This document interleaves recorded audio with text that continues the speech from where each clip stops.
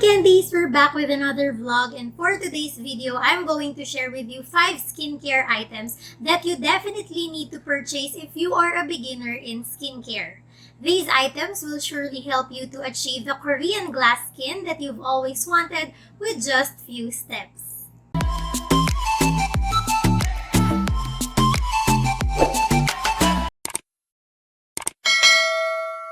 I also have good news for you guys because all the products that I'm going to share with you here are available on Yesstyle, so you don't have to stress yourself out in finding different products in different websites. Just go to Yesstyle's website, which is linked on the description below, and use my rewards code YESCOLS along with my rewards link, which is also on the description below, to get 5% discount on all your purchases. So let's begin. The first item on our list is this Yesstyle Yesstyle exclusive travel kit, which consists of 3 mini items inside. So we have here the low pH cleansing foam, the famous essence toner, and the nutrition cream, and these are all very easy to use. For the cleansing foam, you just have to use this like regular facial cleansers, and what I love about this one is it has a low pH, and this is really beneficial because our skin tends to have a pH of 4 to 6, which is slightly acidic, and we want skincare products that are close to this pH level for our skin to function well and to lessen dryness and other skin issues. And next we have here the essence toner. You can use this toner after cleansing your face with a facial foam. So toners are used to remove excess dirt and impurities which are left even after washing our face. So this is really important to make sure that your skin is clean before adding a new ingredient on your face. We also have here the nutrition cream, which of course provides nutrition for your skin to make it healthy and appear moisturized. So generally, I love Yescol because their lineup is generally mild and fragrance-free, which does not cause much irritation to your skin.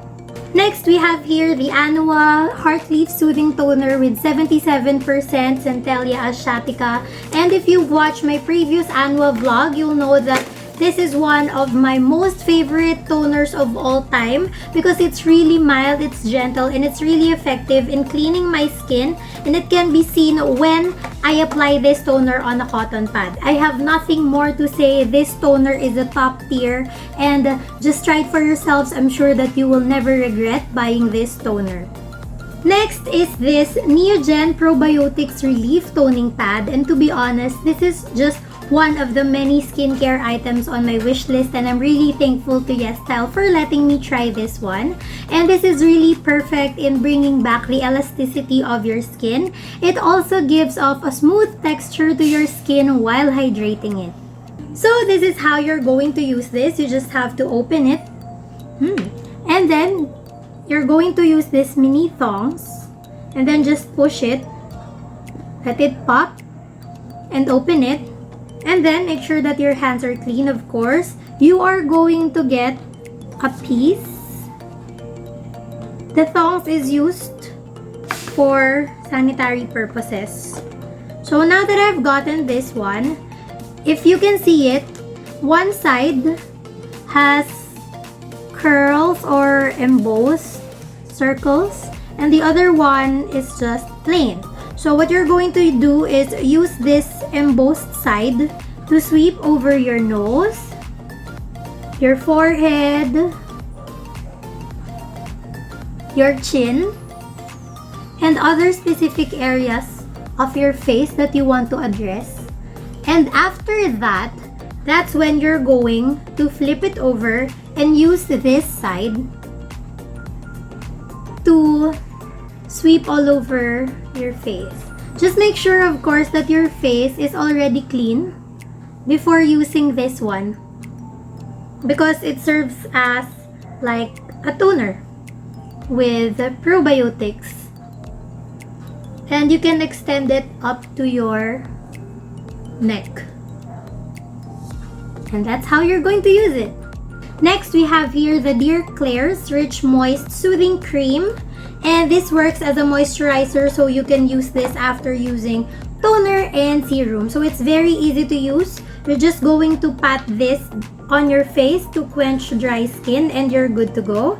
And it's also non-greasy, so you don't have to be bothered by a heavy textured feeling after use.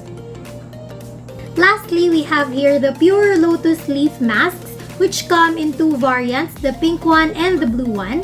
The pink one is for wrinkle treatment and the blue one is for soothing and brightening. So both masks are divided into two portions. So the upper portion, which is the colored one, contains the starter pad, which you use to clean your face before applying the mask. After that, you can apply the mask for 20 minutes, leave it on and remove it, and after that, you can proceed already to your skincare routine. Now, you can use these masks for once or twice a week for a firmer and brighter looking skin. So these are all the beginner skincare items suggested by Yesstyle for you. Please don't forget to like and share this video. Also comment down below if you have other skincare related video suggestions. And don't forget to subscribe to my channel if you're new here and hit the notification bell so you'll get updated with my every video release. Bye, candies!